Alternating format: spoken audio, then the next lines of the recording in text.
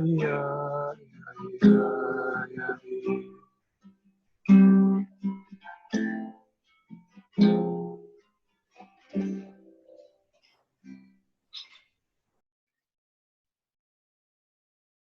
you very much for that beautiful prayer. Words of Baha'u'llah, obviously with that timeless Greenlandic classic, which some of us may be familiar with. Thank you very much, Luis, for that. That was a very beautiful, beautiful way to start in. Coronavirus is horrible, but look at what it's done. It's made us all come together like this to study the greatest story ever told, ladies and gentlemen. This is the Dawnbreakers, Nabil's narrative. This is the second session that we're having on this. But for this, the Dawnbreakers, the second session, we're going to have a little bit of a recap as to what's been going on in the last session. And here's how we're going to do it. The story begins in none other than Bahrain. In Bahrain, we have a man by the name of Sheikh Ahmed. Sheikh Ahmed, this incredible guy who at the age of 40 decides to, he wants to go and learn more about Islam. He wants to go and master the Quran. So he goes and does this. Where does he do this? In the Oxford and Cambridge of the Islamic world, places called Najaf and Karbala, which we can see here on our screens in Iraq. There's three places. Qom also in Iran is very important for Shia Islam. So he goes to Najaf and Karbala, he studies and he studies, and he becomes a mujtahid. A mujtahid meaning this high-ranking cleric who can expound on some of the inner abstruse meanings of Islam, and he's there and he's like, fantastic. Thank you to the person who's drawn as well. That's brilliant.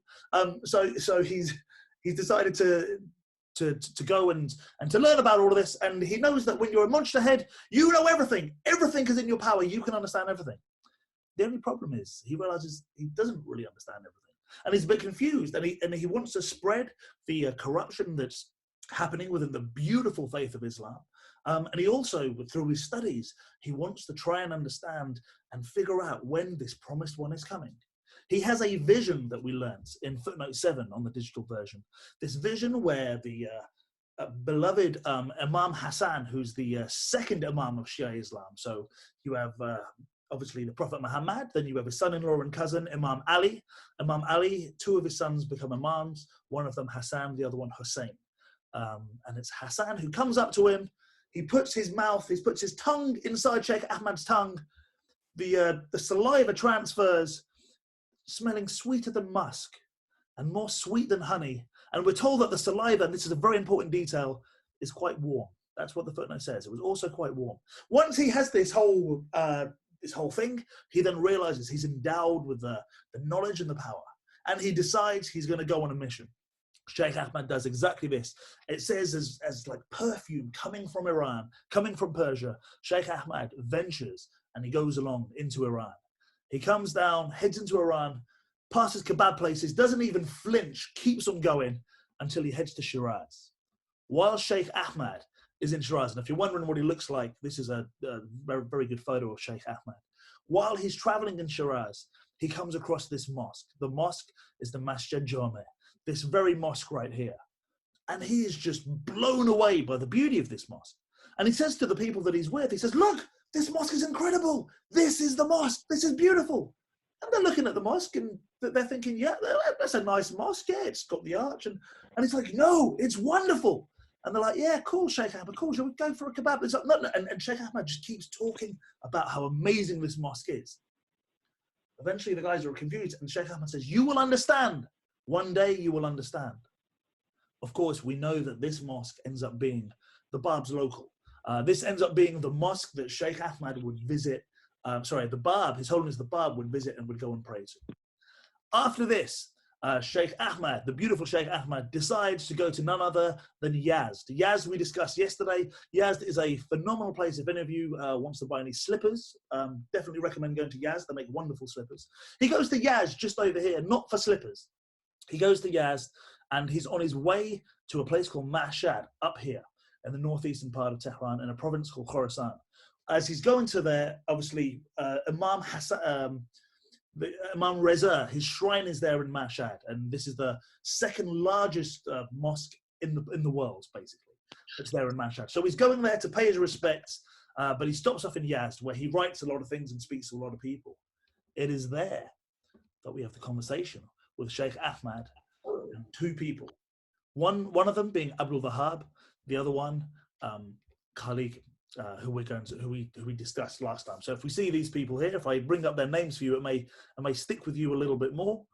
We have this guy, Mullah Abdul Khaliga Yazdi, who's from Yazd, as we discussed, and also the other one was Abdul Wahab. Abdul Wahab was probably like a DJ back in the days, and he wasn't the most erudite. You know, he was just a regular guy. DJs are great. You know, he did his thing. Whereas Mullah Abdul Khaliga Yazdi was an absolute sharp tool, a genius man.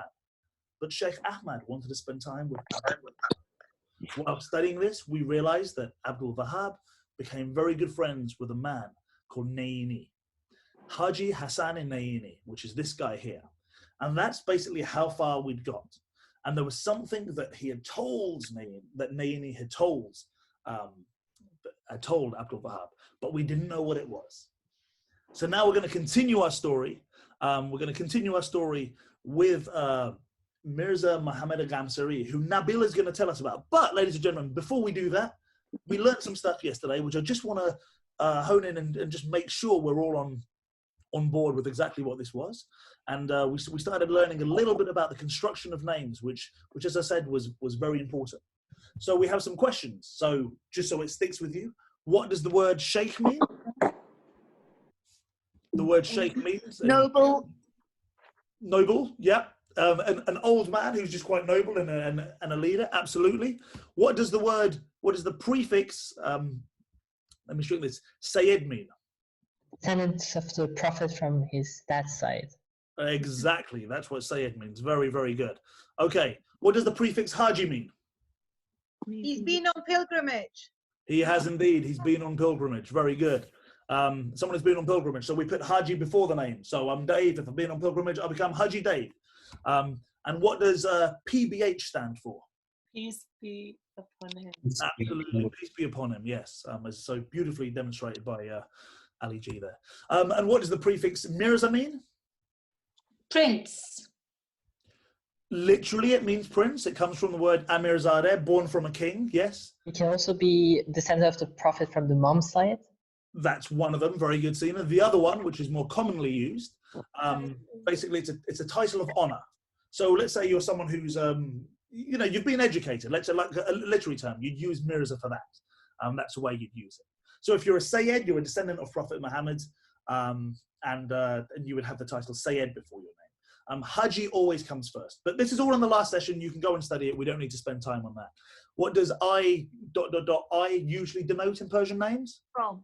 Exactly. A place where you're from or something you've been recognized for. So, you know, you can look at that. As in this case, I would be Haji Dave Hansimi, of course. So anyway, and then Shah, we all know Shah means king and yada yada. Anyway, ladies and gentlemen, that's a little recap about what these names mean. But what we're going to do now, we're going to go back into our story. We're looking at Nabil, who's telling us now about Mirza Mahmud Gamsari. This character, Abdul Wahab, was basically very close with Sheikh Ahmed. Abdul Wahab then basically he goes into the mountains and people think he's become a Sufi of sorts. Afterwards, he then becomes best friends with this guy, Haji Hasan Naini. So these two are like best friends. So now we're going to continue with our story with Nabil, bringing in this other character, Mirza Mahmud Gamsari. Mirza Mahmud Gamsari, whom I met in Kashan, and at the time was an old man over 19 years of age, was greatly beloved and revered by all those who knew him. Related to me the following story. I recall when in my youth, at the time when I was living in Kashan, I heard of a certain man in Nain who had arisen to announce the tidings of a new revelation, under whose spell fell all who heard him, whether scholars, officials of the government, or the uneducated among the people. His influence was such that those who came in contact with him renounced the world and despised its riches. Curious to ascertain the truth, I proceeded, unsuspected by my friends, to Nain, was able to verify the statements that were current about him. His radiant countenance bespoke the light that had been kindled in his soul. I heard him one day, after he had offered his morning prayer, speak the words such as these: ere long will the earth be turned into paradise. Ere long will Persia be made a shrine around which circle the peoples of the earth. One morning at the hour of dawn, I found him fallen upon his face, repeating in rapt devotion the words, Allahu Akbar. To my great surprise, he turned to me and said, that which I had been announcing to you is now revealed. At this very hour, the light of the Promised One has broken, and has shed illumination upon the world. O Mahmud, verily I say, you shall live to behold the dust of that day of days. The words which that holy man addressed to me kept ringing in my ears until the day when, in the year 60, I was privileged to hear the call that arose from Shiraz. I was, alas, unable, because of my infirmities, to hasten to that city. Later, when the Bab, the herald of the new revelation, arrived in Kashan and for 3 nights lived as a guest in the house of Haji Mirza Jani, I was unaware of his visit, so missed the honor of attaining his presence. Some time afterwards, whilst conversing with the followers of the faith, I was informed that the birthday of the Bab fell on the first day of the month of Muharram of the year 1235 AH. I realized that the day to which Haji Hasan Naini had referred did not correspond with this date. There was actually a difference of 2 years between them. This thought sorely perplexed me. Long after, however, I met a certain Haji Mirza Kamaluddin Narahi, who announced to me the revelation of Baha'u'llah in Baghdad, and who had shared with me the number of verses from Qasidi Barakaiya, as well as the hidden passages of the Persian and Arabic hidden words. I was moved to the depths of my soul as I heard him recite those sacred words. The following I still vividly remember. O son of being, thy heart is my home, sanctified from my descent. Thy spirit is my place of revelation, cleanse it from my manifestation. O son of earth, wouldst thou have me seek none other than me? And wouldst thou gaze upon my beauty, close thine eyes to the world and all that is therein? For my will and the will of another than I, even as fire and water cannot dwell together in one heart. I asked him the date of the birth of Baha'u'llah, the dawn of the 2nd day of Muharram, he replied, of the year 1233 AH. I immediately remembered the words of Haji Hasan and recalled the day on which that they were spoken. Instinctively, I fell prostrate on the ground and exclaimed, glorified art thou, O my God, for having enabled me to attain unto this promised day. If now I be called to thee, I die content and assured. That very year, the year 1274 AH, that venerable and radiant soul yielded his spirit to God. Thank you very much, Pam. Thank you very much. Beautifully read. Okay, superb. So what's going on here? It can seem a bit confusing because there's a whole bunch of different characters, and what Nabil, the person who collected all these notes and all these historical accounts, he sometimes jumps a little bit back and forth chronologically. He sometimes will say, for example, oh well, there's something I heard, and I heard it from Payam, and Payam actually had heard it from Jane, and Jane actually told Louis that something blah blah blah, and it's just like, wait, you get a bit lost as to what's going on. So basically, we have this character Mirza Mahmud Gamsari. Mirza Mahmud Gamsari, he goes and speaks and he meets this guy called Haji Hasan Naini. So Gamsari meets Naini, and Naini is telling him this story about how in the year 1817, he witnessed someone falling down and basically praising and saying, wow, this incredible event has taken place. Someone's been born. So amazing is this day. He was a little bit confused about this, and he's like, "Oh wow, that's great," and he just thought that's amazing, fantastic. A little bit later on, he travels and he goes to Kashan, and he's in Kashan, and this is a moment where His Holiness the Bab stays at the house of Haji Mirza Jania Kashani, this guy here, my great granddad. He goes and sees him, and he basically stays but unfortunately he doesn't get to meet him. He, however, falls in love with the Bab, and he's like, wow, I love the Bab. And then he remembers this going back to this thing that Abu Wahab had talked about falling down and saying, wow, this wonderful day has happened. But when did this event take place? This event takes place in 1817.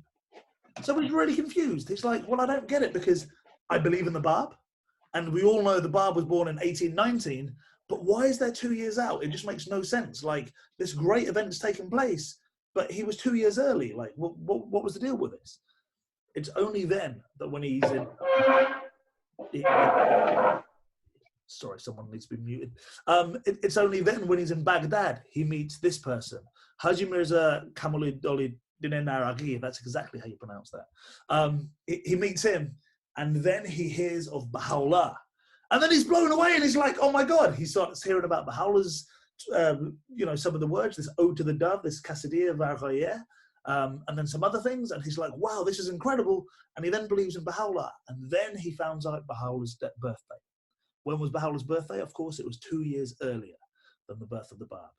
And then all of a sudden, things started to click and make sense. And he's like, that's what he was talking about. But he was sorely perplexed for a while before that. Any comments or questions before we move on? Yeah, Dave, and everyone, hi.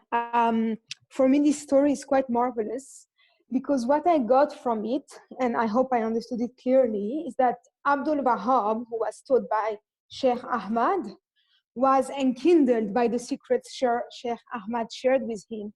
And in turn, Abdul Wahab shared that with Nayini, who set aflame his entire city. And Nayini was the one who, that dawn on the 2nd of Muharram, had the intimate, felt that Baha'u'llah, the promised one, had come. And so the only thing I thought of was that how beautiful when someone is truly enkindled by the love of God, how it can have this ripple effect and really like a fire, a forest fire, set alight so many other souls. And so because the account we hear here from Ramsari goes back to Nayani, that goes back to Abdul Wahab, and goes back to Sheikh Ahmed. And so it just gave me the desire to also, as much as possible, try to nurture that love in myself, so that hopefully others may feel it. Superb point, well made, absolutely. The other thing is how do these people have the insight? How do they know these things? They were so in tune, I think, through the power of prayer and meditation to actually figure out things that were happening. And this book, The Dawnbreakers, is insane for things like that. The things people predict, the things they understand and know is just on a whole different level. But thank you for your point, Ella. Thank you. Could we have another reader, please, from the account? This account, which I heard from the lips of Mirza Muhammad Ghamsari himself, and which is still current amongst the people, is assuredly a compelling evidence of the perspicacity of the late Sheikh Ahmed Ahsai, and bears eloquent testimony to the influence he exercised upon his immediate disciples. The promise he gave them was eventually fulfilled, and the mystery with which he fired their souls was unfolded in all its glory. During those days, when Sheikh Ahmed was preparing to depart from Yazd, Sheikh Kazim Rashti, that other luminary of divine guidance, set out from his native province of Gilan with the object of visiting Sheikh Ahmed, ere the latter undertook his pilgrimage to Khorasan. In the course of his first interview with him, Sheikh Ahmed spoke these words: "I welcome you, O my friend. How long and how eagerly have I waited for you to come and deliver me from the arrogance of this perverse people. I am oppressed by the shamelessness of their acts and the depravity of their character.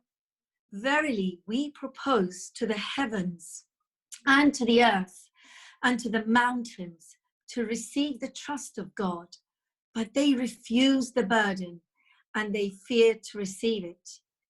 Man undertook to bear it, and he verily hath proved unjust, ignorant."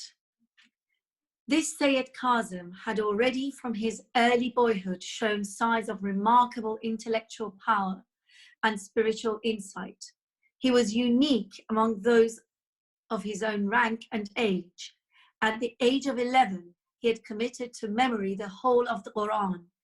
At the age of 14, he had learned by heart a prodigious number of prayers and recognized traditions of Muhammad. At the age of 18, he had composed a commentary on a verse of the Quran, known as the Ayatul Kursi, which had excited the wonder and the admiration of the most learned of his day. His piety, the gentleness of his character, and his humility were such that all who knew him, whether young or old, were profoundly impressed.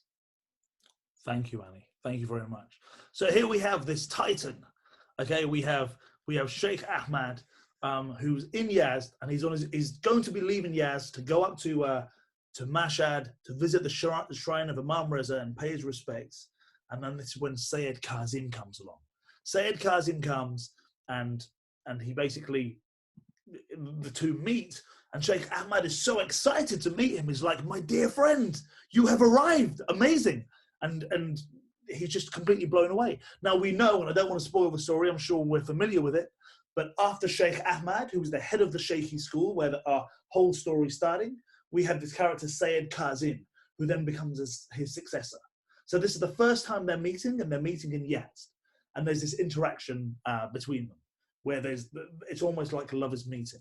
And then we hear a little bit about Sayyid Kazim, who I believe at the age of 11 had memorized the Quran, which is pretty impressive, because I could barely spell my own name at the age of 11. But yeah, and at the age of 14, there were a number of prayers that he'd learned, and then at the age of 18, he'd composed a commentary. And this is a very a common thing to do for the scholars of Islam, to propose commentaries on verses of the Quran, on different surahs, and say, what does this mean? What does that mean? So an absolute genius in those fields, certainly, Sayyid Kazim. Thank you very much, Annie. In the year 1213 AH, when only 22 years old, he, forsaking home, kindred and friends, departed from Gilan, intent upon attaining the presence of him who had so nobly arisen to announce the approaching dawn of a divine revelation. He had been in the company of Sheikh Ahmed for only a few weeks, when the latter, turning to him one day, addressed him in these words: "Remain in your house and cease attending my lectures.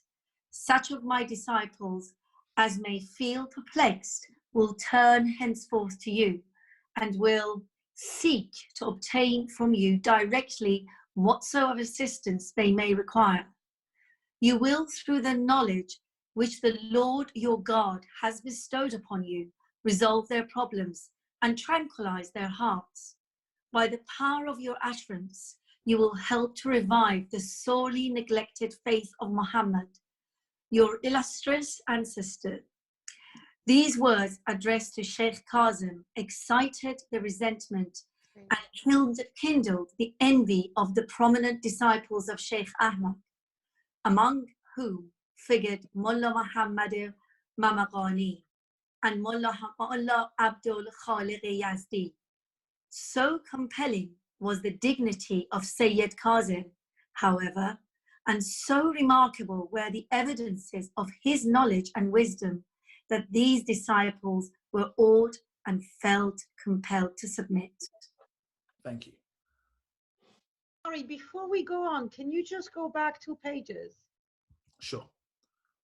So it basically he basically told him to remain in the house and cease attending his lectures. Mm-hmm. Coronavirus.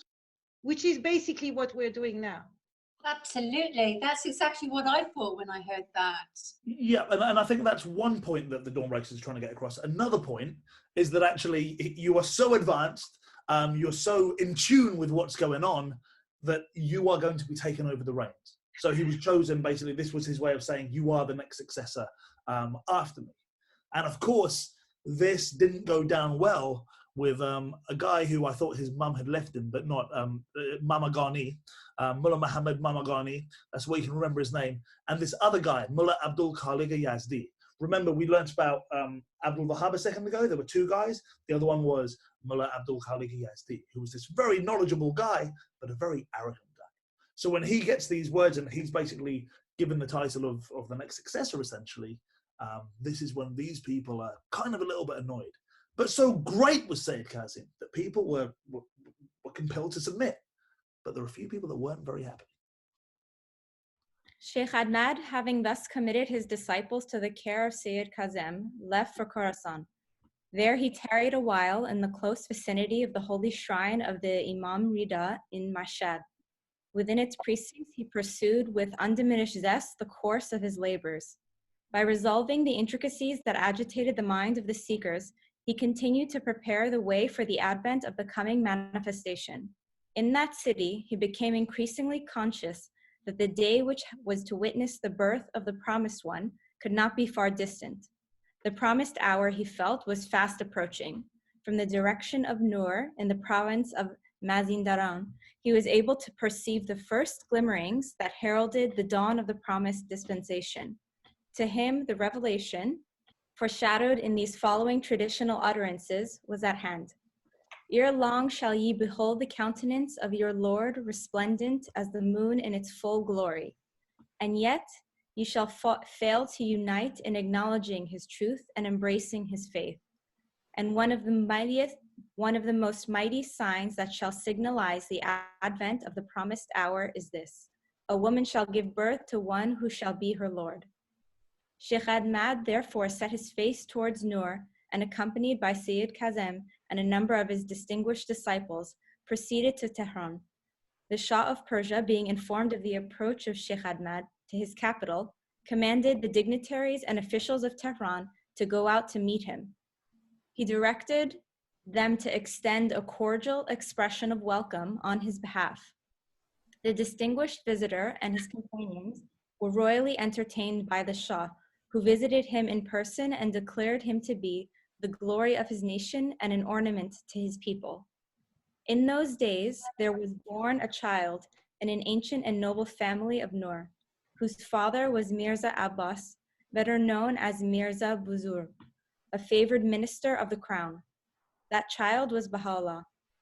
At the hour of dawn on the second day of Muharram in the year 1233 AH, the world, unaware of its significance, witnessed the birth of him who is destined to confer upon it such incalculable blessings. Sheikh Ahmed, who recognized in its full measure the meaning of this auspicious event, yearned to spend the remaining days of his life within the precincts of the court of this newborn king. But this was not to be. His thirst unallayed and his yearning unsatisfied, he felt compelled to submit to God's irrevocable decree, and turning his face away from the city of his beloved, proceeded to Kirmanshah. The governor of Kirmanshah, Prince Muhammad Ali Mirza, the Shah's eldest son and the ablest member of his house, had already begged permission of his imperial majesty to enable him to entertain and serve in person Sheikh Ahmed. So favored was the prince in the eyes of the Shah that his request was immediately granted.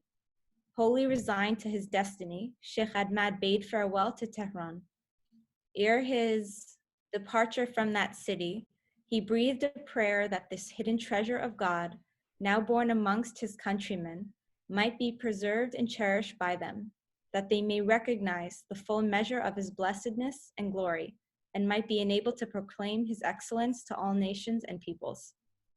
Upon his arrival in Kirmanshah, Sheikh Ahmed decided to select a number of the most receptive from among his Shia disciples, and by devoting his special attention to their enlightenment, to enable them to become the active supporters of the cause of the promised revelation. In the series of books and epistles which he undertook to write, among which figures his well-known work, Shahruz-Ziyareh, he extolled in clear and vivid language the virtues of the Imams of the faith, and laid special stress upon the allusions which they had made to the coming of the promised one. By his repeated references to Hussein, he meant, however, none other than the Hussein who was yet to be revealed. and by his allusions to the ever-recurrent name, Ali, he intended not the Ali who had been slain, but the Ali recently born.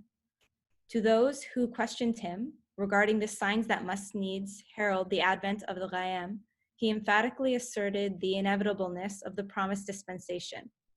In the very year the Bab was born, Sheikh Ahmed suffered the loss of his son, whose name was Sheikh Ali. To his disciples who mourned his loss, he spoke these words of comfort.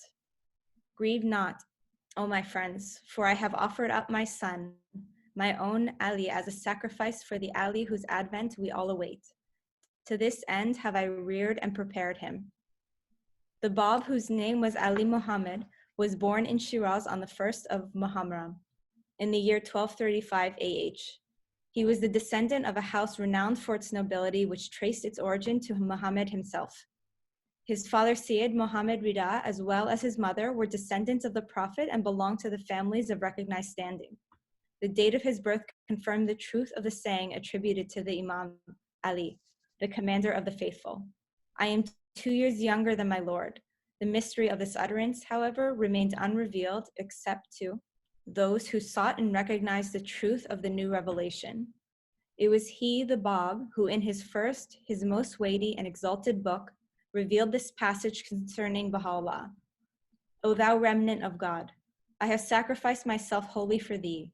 I have consented to be cursed for thy sake and have yearned for naught but martyrdom in the path of thy love. Sufficient witness unto me is God, the exalted, the protector, the ancient of days. So we have Sheikh Ahmed, and we have Sheikh Ahmed, who of course was in Yazd. He then goes to the shrine of Imam Reza, where he prays and has all his respects. It's from there he suddenly realizes that in a place called Nur, which is right up here, right over here, which may or may not have had the first ever KFC in Iran for a very short moment of time. This is a possible rumor. I don't quote me on that. But a place from Nur, he realized that someone is born, and he knows who this someone is. This auspicious event has taken place, and he realizes this when he's alongside Sayyid Kazim. They meet the king. They're with the king for a while, and as they're there with the king, he realizes that he's born. That essentially Baha'u'llah is born, but he's got work to do. He's got things to do. He then goes to visit the son of the king, the prince in Kermanshah. Kermanshah is this place over here. So then he decides to go back and go to Kermanshah and visit him here. He then writes these books and he writes these things and he talks about Hussein, and he talks so gloriously about Hussein and about Ali. And to us Western people that aren't necessarily so well versed with the intricacies of Iran or indeed with Shia Islam, we, as I've mentioned previously, once the Prophet Muhammad, peace be upon him, once he passes away, the Shi'is believe, this is different to the Sunni belief, the Shi'is believe that actually the person who was in charge was Imam Ali. So he was the first of the Imam. After Imam Ali, you have his two sons, you have Imam Hasan, and then you have Imam Hussein. Okay, so Imam Hussein is very much revered in Islam, very, very much revered in Islam. He was brutally murdered in what's known in the Battle of Karbala, which obviously took place in none other than Karbala. So you might be familiar with these scenes. I don't know if you've ever seen sometimes when it shows pictures from Iran of people smashing themselves on the back with chains and cutting their heads and the rest of it. That day, that's known as Ashura. That's what it's called. And that's actually to commemorate and to feel the pain that poor Imam Hussein felt. So this is what that was to do with. So this Ashura thing that takes place, people every year there's this big thing in Iran where there's a whole play that they go through and the rest of it, and they really mourn the loss of the beloved Imam Hussein. So now Sheikh Ahmed is writing about Hussein, and outwardly it seems that he's writing about Imam Hussein. He's writing about Hussein. But actually the Hussein that he's actually writing about is none other than Mirza Hussein Ali, who is Baha'u'llah, who is the person who was born in Nur. He comes from Nur. So that's the reference that he's making. Then when he talks about Ali, a lot of the people may thought he's talking about Imam Ali, who was also slain. But that Ali, he's talking about none other than the Bab, whose name, the acronym is SAM. His name is Sayyid Ali Muhammad. So his name is Ali. So it's amazing. He starts talking in this language about the coming and the rest of it, but it's kind of a bit wrapped up in that there's a certain shroud of mystery that's around it. And that's what he's writing about.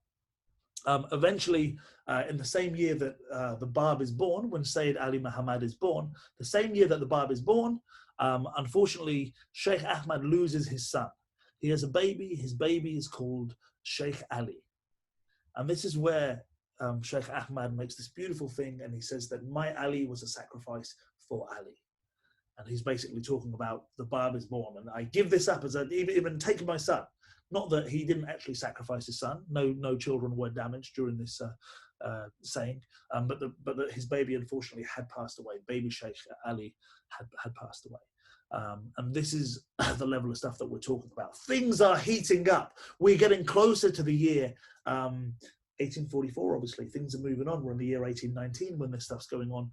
But in the year 1844, which is the same as the year 1260 in the Islamic calendar, there was a lot of anticipation as to would someone show, would someone not. According to Islamic scripture, as I mentioned in the first session, we know that in the year 260, the last person of these four gates, I mentioned these four intermediaries, who were speaking to the 12th Imam, who was in hiding.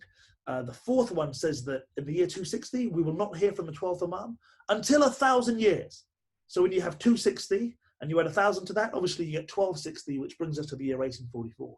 So there was a lot of excitement in Iran around this time, and things that may or may not be taking place. We are still in Kermanshah. We are still over here in this town Kermanshah with the prince and Sheikh Ahmed. Our next reader, unless there's any questions, our next reader, please continue. I've got one question. Yes. So are you saying the year 1844 Western year is the same as 1235 in Islamic year? Is that right? Have I got that right? Almost. It's the same as the year 1260. 1260. 1260. Yes, 60. Yeah. So now and again in the Dawnbreakers, you'll see it says the year 60, and the year 60 refers to the year 1260. That's what they're talking about. But yes. 1260. 1844. Exactly.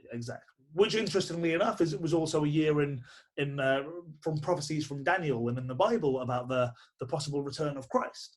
And this is where we know whether the Seventh-day Adventists they call this date in 1844 when they were expecting Christ, and they were followers of a guy called William Miller. The Millerites, they were all expecting the coming of Christ, and to them, Christ was going to come on a cloud and he'd be sitting there with his legs dangling. This didn't happen. And they refer to this as the Great Disappointment, possibly an expression that's used on a wedding night for some people. Who knows? But this Great Disappointment that takes place in 1844. Again, the Christians are waiting for the return of someone. The Muslims are waiting for the return of the Shias anyway, waiting for the return of the Qa'im. Every faith is waiting for the return of someone, and that's who arguably we believe the prophets to be here. But yeah. Next reader, please. While Sheikh Ahmed was sojourning in Kermanshah, he received so many evidences of ardent devotion from Prince Muhammad Ali Mirza that on one occasion he was moved to refer to the prince in such terms: Muhammad Ali, I regard as my own son, though he be a descendant of Fat Ali. A considerable number of seekers and disciples thronged his house and eagerly attended his lectures. To none, however, did he feel inclined to show the consideration and affectionate regard which characterized his attitude towards Sayyid Kazim. He seemed to have singled him out from among the multitude that crowded to see him, and to be preparing him to carry on with undiminished vigor his work after his death. One of his disciples one day questioned Sheikh Ahmed concerning the words which the promised one is expected to utter in the fullness of time. A word so appallingly tremendous that the 313 chiefs and nobles of the earth would each and all flee in consternation, as if overwhelmed by its stupendous weight. To him, Sheikh Ahmed replied, "How can you presume to sustain the weight of the word which the chieftains of the earth are incapable of bearing? Seek not to gratify an impossible desire. cease asking me this question and beseech forgiveness from God. That presumptuous questioner again pressed him to disclose the nature of that word. At last, Sheikh Ahmed replied, were you to attain that day, were you to be told to repudiate the guardianship of Ali and to denounce its validity, what would you say? God forbid, he exclaimed. Such things can never be. That such words should proceed out of the mouth of the Promised One is to me inconceivable. How grievous the mistake he made, and how pitiful his plight. His fate was weighed in the balance, and was found wanting, inasmuch as he failed to recognize that he who must needs be made manifest is endowed with that sovereign power which no man dare question. His is the right to command whatsoever he willeth, and to decree that which he pleaseth. Whoever hesitates, however, though it be for the twinkling of an eye or less, questions his authority, is deprived of his grace, and is accounted of the fallen. And yet few, if any, among those who listened to Sheikh Ahmed in that city, and heard him unfold the mysteries of the illusions in the sacred scriptures, were able to appreciate the significance of his utterances, or to apprehend their purpose. Sayyid Kazim, his able and distinguished lieutenant, alone could claim to have understood his meaning. After the death of Prince Muhammad Ali Mirza, Sheikh Ahmed, freed from the urgent solicitations of the prince to extend his sojourn in Kermanshah, transferred his residence to Karbala. Though to outward seeming, he was circling round the shrine of the Sayyid al-Shuhada, the Imam Hussein, his heart, whilst he performed those rites, was set upon that true Hussein, the only object of his devotions. A host of the most distinguished ulamas and mujtahids thronged to see him. Many began to envy his reputation, and the number sought to undermine his authority. However, much they strove, they failed to shake his position and undoubted preeminence amongst the learned men of their city. Eventually, that shining light was summoned to shed its radiance upon the holy cities of Mecca and Medina. Thither he sojourned, there he pursued with unstinted devotion his labors, and there he was laid to rest beneath the shadow of the Prophet's sepulchre, for the understanding of whose cause he had so faithfully labored. There was a lot of love for this prince, Mirza Ali, and they were sojourning in Kermanshah. From there, once he passes away, Sayyid Kazim decides to head over to Karbala. And while he's in Karbala, he's basically just going round the shrine of Imam Hussein, and he's reflecting and he's praying and he's thinking about Hussein. But again, he's also thinking about the coming of the Promised One. And this is what he's thinking. It's now really starting to kick in. This belief is now taking off and heading up a lot more as to what's going on. So that's what we're trying to do now. We are now back in Karbala. Remember, Karbala is where Imam Hussein is. Imam Hussein is in Karbala, and Imam Ali is in Najaf. So Hussein is the one who was brutally murdered, and is the reason why they have the Ashura, where they hit themselves and cause themselves to bleed. So that's what's going on. That's what's going on right there. I have a question. Yes, Janet. Hello, sorry. It mentioned that there was this word that was so tremendously powerful that the 313 chiefs and nobles of the earth would run away from. I was just noticing that it's 313 and wondering if it has any relation. I was just remembering that it was also 313 that went to Sheikh Tabarsi, and wondering if there's any significance to the number. Just 313 companions is the number that, according to the Islamic hadith, that the Mahdi, when he appears at the end of time, will have 313 companions. So the Promised One will have 313 companions. And the word, and another Islamic hadith prophesizes that when the Promised One comes, he will utter a word that will cause the people to run away in fright, especially the leaders of religion. And in Gleanings, you'll find a passage where Baha'u'llah explains that that word that was uttered is the word, previously the phrase was "He is God," and the word that was uttered by the Promised One, by the Bab and by Baha'u'llah, was I. So the He becomes I. The proclamation of the Godhead as I am God. In the Judaism, the word refers to the name of God that we no one can pronounce as well. The one name of God that cannot be pronounced. Ere he departed from Karbala, he confided to Sayyid Kazim, his chosen successor, the secret of his mission, and instructed him to strive to kindle in every receptive heart the fire that had burned so brightly within him. However much Sayyid Kazim insisted on accompanying him as far as Najaf, Sheikh Ahmed refused to comply with his request. "You have no time to lose," were the last words which he addressed to him. "Every fleeting hour should be fully and wisely utilized. You should gird up the loin of endeavor and strive day and night to render asunder, by the grace of God and by the hand of wisdom and loving kindness, those veils of heedlessness that have blinded the eyes of men. For verily I say, the hour is drawing nigh.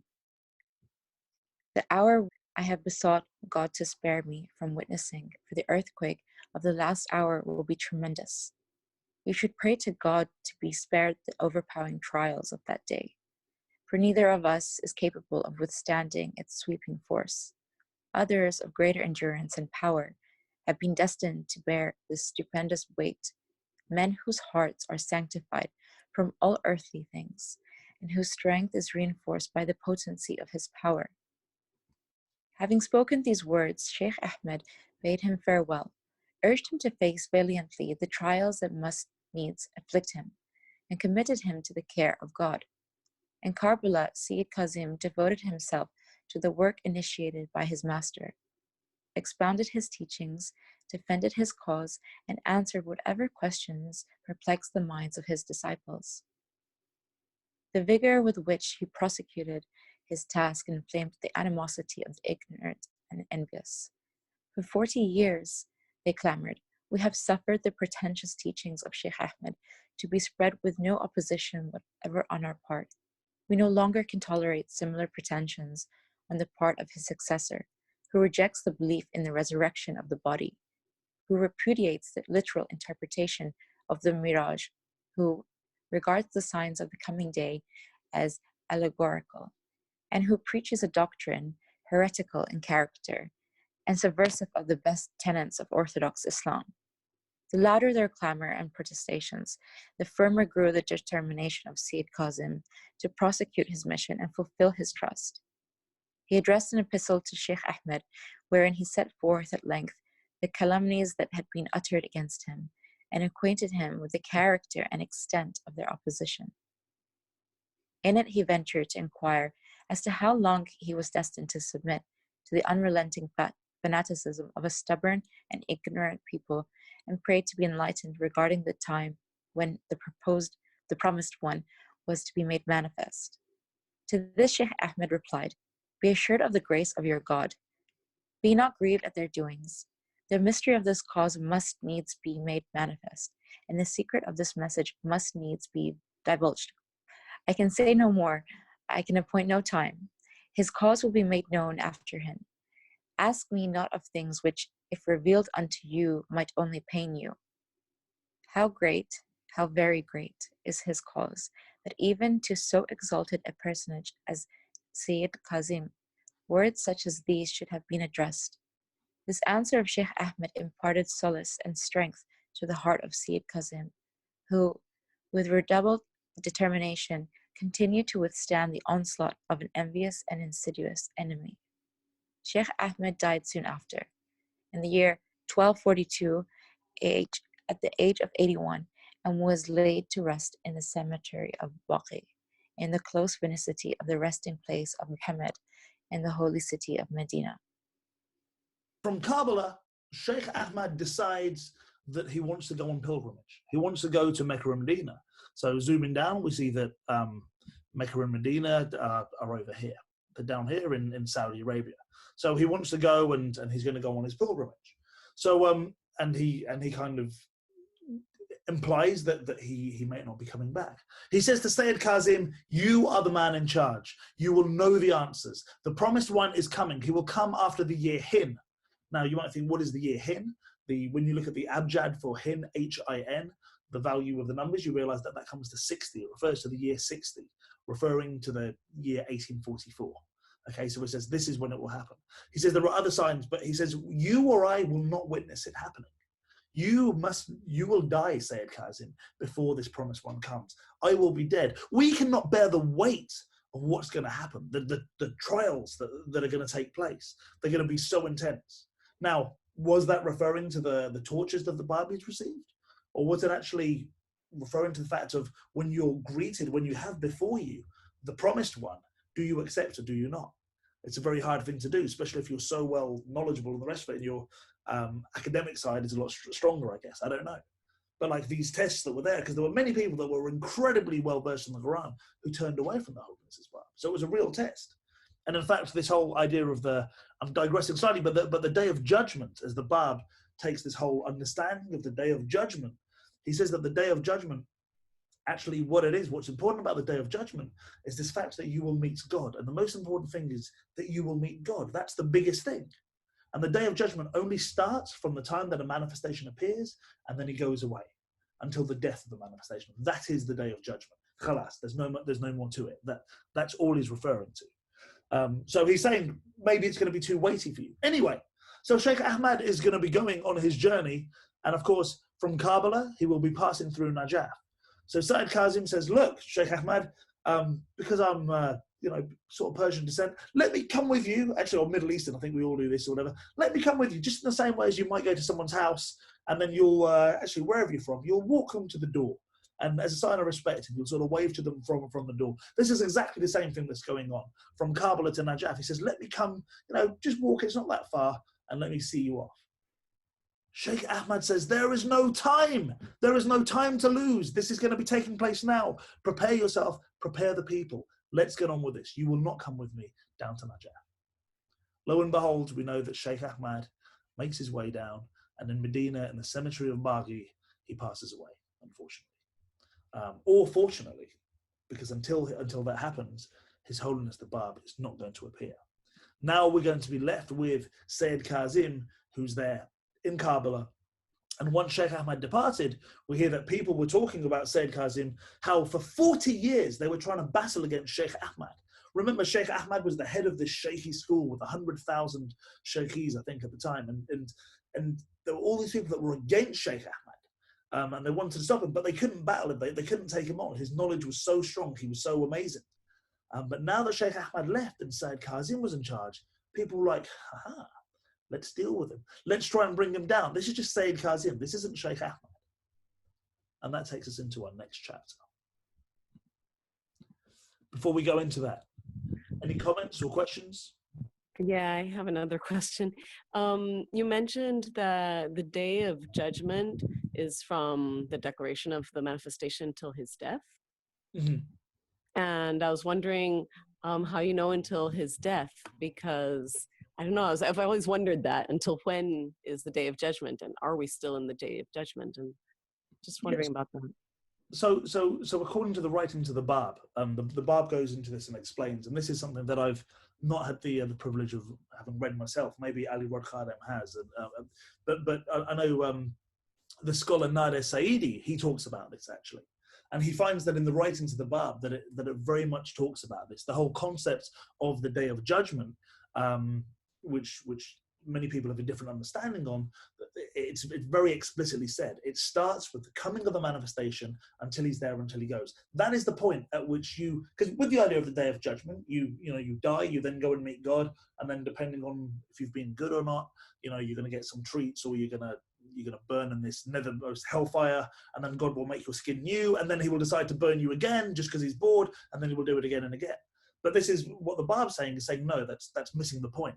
The whole thing is the meeting, the chance to meet God and that opportunity. So he says that it's, yes, when the manifestation comes into being a manifestation until his death. So there were 2 days of judgment, obviously, with the Bab and Baha'u'llah, but this is according to the writings of the Bab. Yeah, actually, to just elaborate on that, in the Kitab-i-Iqwan, Baha'u'llah explains that the Day of Judgment has happened multiple times. So with every manifestation of God that's appeared, the Day of Judgment has actually happened. And this says that in the Quran, the Day of Judgment is written in the past tense, present tense, and future tense. So it's talked about in the Quran, but the scholars of Islam don't understand it, so they've interpreted it in a way which they think relates to the future. So it's happened multiple times, and like Dave said, it is to do with the manifestation of God appearing on earth and then when he leaves. So yeah, just wanted to put that point in. When do we anticipate, so you say we've had multiple times of days of judgment, so when do we expect the next Day of Judgment, roughly? What's said is that there'll be minimum 1,000 years before the next manifestation. So the next Day of Judgment will happen when the next manifestation comes. So that's minimum 1,000. Abdul Baha says in some of his talks, it's in some of his tablets, that it could be 5,000 years. In other places, he says it could be 10,000 years. And in one talk in Egypt, when he's talking, he says it might be 15,000 years.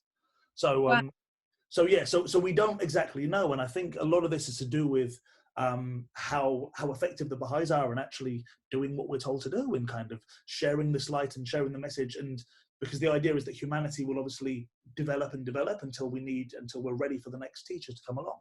So I think that a lot of that's to do with us, essentially, when that will be. But yes, it feels like it's now with what's going on in the world. Coming from Istanbul, we have a number of us from Istanbul. Our dear friend Talin I think she has something to chime in on this. So you mentioned earlier the idea, or the Quranic idea of meeting God on the day of judgment, and I just wanted to add that this idea of meeting God is sort of a debate that has perplexed Muslim scholars for a very long period of time, because there was this attribute of God that he's unknowable and that he is so far from our comprehension. So how can he descend on the day of judgment and suddenly appear to us, so much so that we can actually see him?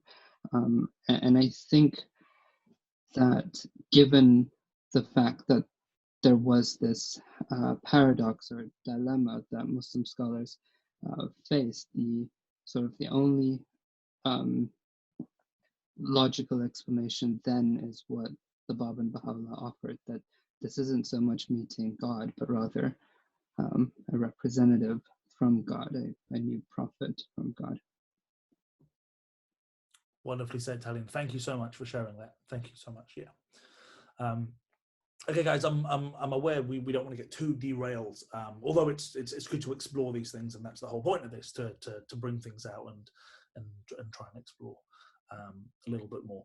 We've got about 10 minutes left, ladies and gentlemen, so we can start to go into this. But what I want to do is actually I want to just pause here just before we go into the second chapter, and when we started the first session, we looked at a bunch of quotes from The Guardian, from Shoghi Effendi, who talks about how it's not just a case of studying the Dawnbreakers, but it's actually about mastering the details and the facts, and really getting to grips. And to me, you do that through repetition and kind of sort of studying the rest of it. So something I just want to share to you that may be a tool of use for any of you out there.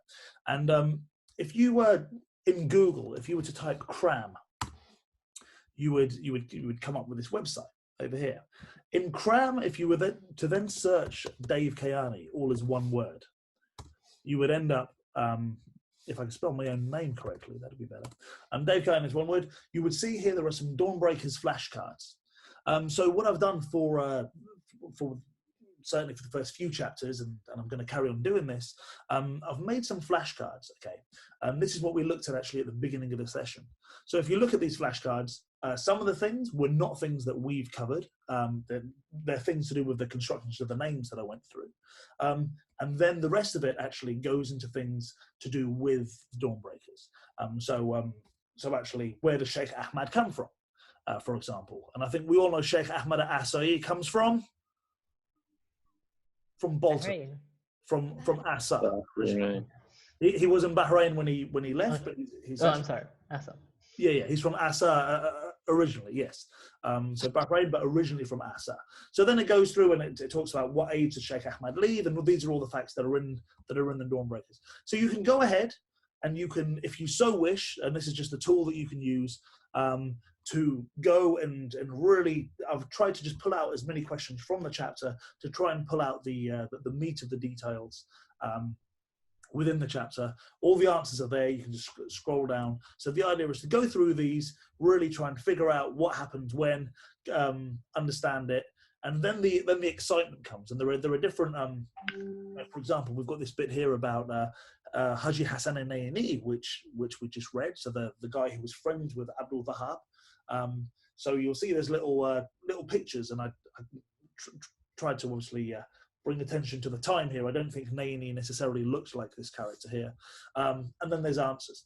So the idea is you can go through this and you can learn it, and about where Sheikh Ahmed was from, Sayyid Kazim. So this stuff really kind of sticks in your head. Once you've done that, ladies and gentlemen, this is where the fun begins. This is when if you're to click on the games tab right here, you will come up with some games, and everyone likes games, especially in this period that we're in now, this coronavirus period where we're kind of stuck indoors and the rest of it. So we click on play now, and we get to play the Dawnbreakers game, and there's one for each chapter. So if you were to click on play game, for example, you will have this thing where you try and make the colors all match. So if I'm going to click on, and I made this game, so it's embarrassing if I don't know the answers. If I'm to click on this green one here, whilst in Yazd, who invited Sheikh Ahmed to Tehran? Does anyone know the question? Sorry, the answer even? The Shah? The Shah, exactly. And his name was Fat Ali Shah. Not to be confused with Fat Alicia, as someone thought it was. But yes, exactly. Fat Ali Shah. So unfortunately, we've got some adverts here, which is covering half of this. So we can see here, down here, there's a picture of Fat Ali Shah. So you click that, boom, all of a sudden the numbers start coming and your time scores. The quicker you answer these questions, we'll do one more. Where did Sheikh Ahmed head to after visiting the Shah in Tehran, and why? So he was in Tehran. He went to go and visit someone, perhaps a relative of the Shah. Where did he go? Begins with K, rhymes with Bermanshah. Kermanshah. Very good, amazing. Yes, so Kermanshah, and then you'll see here on the right we have Kermanshah, the eldest son. So yeah, you click on that. Lo and behold, the points start going. Anyway, I'm going to pause that. You'll see we have a high scores table. I created the game. Annoyingly, a friend of mine is higher than me. She's got a higher score than me, which is great. But what you can do if you want to log into this, you can go into this, and the quicker you play it, obviously, the higher your score goes and the rest of it. It's a way of learning. I just thought I'd offer that there if you're interested. So again, go to cram.com to help the learning on that. Anyway, if you so wish to do so. We are at 7:25 people. I don't want to strain your brains too much or take too long with this. So I think we're going to start the second chapter next on Thursday. The next session will be on Thursday. So we'll go with that. We have brought in the characters of Sheikh Ahmed, of Sayyid Kazim. So we know Sheikh Ahmed is the head of the Sheikhi school. His followers are called Sheikhis. And now we've got Sayyid Kazim, who's going to be his successor. He's going to deal with a lot of toil and trouble with people trying to attack him, trying to bring him down. But we know that the coming of the promised one is around the corner. And we know that Sheikh Ahmed and Sayyid Kazim have to pass away before he will appear. Sheikh Ahmed has passed away. So we're going to go into that next chapter. Unless there's any other comments or questions, which if there are, please ask or share or thoughts or anything you want to do so now. Perhaps we will end with a prayer and bring this session to a close. Sina, will you sing? For me. Okay.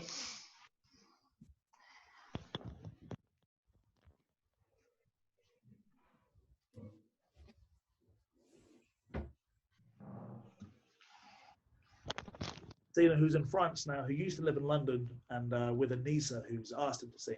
We used to do the Dawnbreakers together week in, week out. Her family were amazing. So yeah, Sina, we used to have the joy of Sina being with us, and here he is now. There is also Rami, who we don't want to sing. That wouldn't be so pleasant for ears. He has many talents. Singing is not one of them, just like me. Who else was laughing? But without the talents. People know.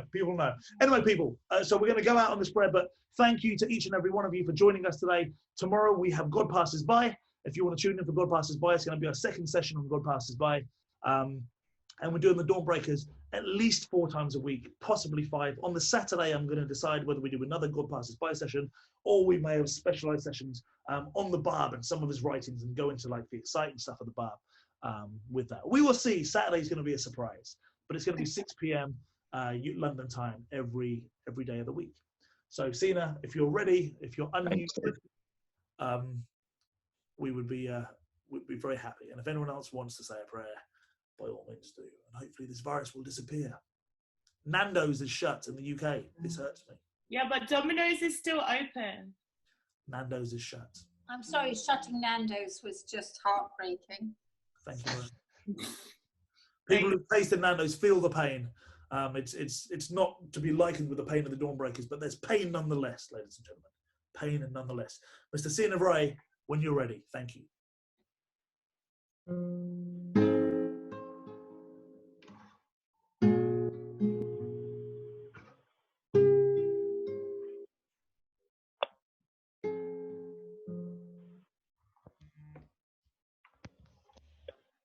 Ô Seigneur, en toi, je cherche refuge, et vers tes signes, je tourne mon cœur, je tourne mon cœur. Ô Seigneur, en voyage chez moi, durant mes activités ou dans mon travail, je place en toi mon entière confiance, je place en toi mon entière confiance. Envoie-moi l'aide qui, envoie-moi l'aide qui me rendra indépendant de toute chose. Envoie-moi l'aide qui, envoie-moi l'aide qui me rendra indépendant de toute chose.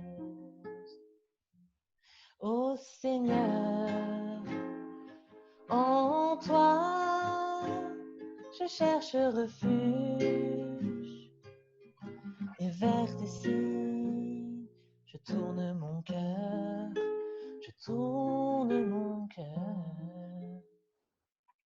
Ô Seigneur, en voyage ou chez moi, durant mes activités ou dans mon travail, je place en toi mon entière confiance, je place en toi mon entière confiance. Envoie-moi l'aide qui, envoie-moi l'aide qui me rendra indépendant de toutes choses. Envoie-moi l'aide qui, envoie-moi l'aide qui me rendra indépendant de toutes choses.